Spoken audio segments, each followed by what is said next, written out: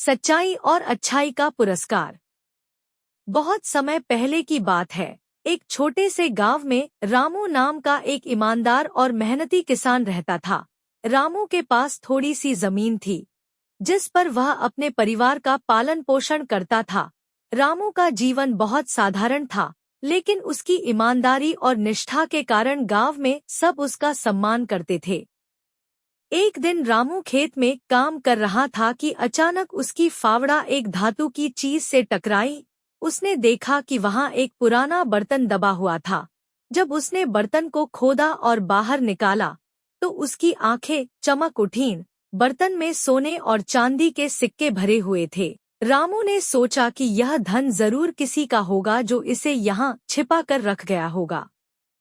रामू तुरंत गांव के मुखिया के पास गया और सारी बात बताई। मुखिया ने रामू की ईमानदारी की प्रशंसा की और उससे कहा, तुम्हारी ईमानदारी के कारण मैं इस धन को गांव के कल्याण के लिए उपयोग करूंगा, लेकिन तुम्हें इसके लिए पुरस्कृत भी किया जाएगा। मुखिया ने गांव की पंचायत बुलाई और सबके सामने रामू की ईमानदारी की कहानी सुनाई। पंचायत ने सर्वसम्मति से निर्णय लिया कि उस धन का एक हिस्सा रामू को दिया जाए और बाकी का हिस्सा गांव के विकास कार्यों में लगाया जाए। रामू ने नम्रता से पुरस्कार स्वीकार किया और बाकी धन गांव के विकास के लिए दे दिया। समय बीतता गया और रामू की ईमानदारी की कहानी दूर दूर तक फैल गई। एक दिन राज्य के राजा को भी रामू की कहानी सुनने को मिली। राजा ने सोचा कि ऐसे ईमानदार व्यक्ति को सम्मानित किया जाना चाहिए। उन्होंने रामू को अपने दरबार में बुलाया और उसे सम्मानित किया। रामू को राजा ने एक बड़े भूखंड का स्वामित्व दिया और कहा, तुम्हारी ईमानदारी और निष्ठा का यह छोटा सा पुरस्कार है। मुझे गर्व है कि हमारे राज्य में तुम जैसे नागरिक हैं।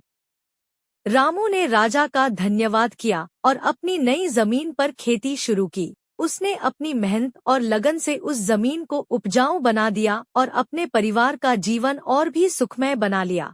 रामू की ईमानदारी और मेहनत के कारण वह पूरे राज्य में प्रसिद्ध हो गया और लोग उसकी मिसाल देकर अपने बच्चों को सच्चाई और अच्छाई का पाठ पढ़ाने लगे। इस कहानी से हमें यह सीख मिलती है कि सच्चाई और अच्छाई का रास्ता कभी आसान नहीं होता, लेकिन इसके अंत में मिलने वाला पुरस्कार सबसे बड़ा और सबसे मूल्यवान होता है। रामू की तरह हमें भी अपने जीवन में ईमानदारी, निष्ठा और मेहनत को अपनाना चाहिए, ताकि हम भी अपने समाज के लिए एक उदाहरण बन सकें। हमारी कहानी पूरी सुनने के लिए आपका शुक्रिया। अगर हमारी कहानी अच्छी लगे तो लाइक करना मत भूलें। अगर और भी अच्छी कहानी सुनना चाहते हैं तो हमें सब्सक्राइब करें। Thank you.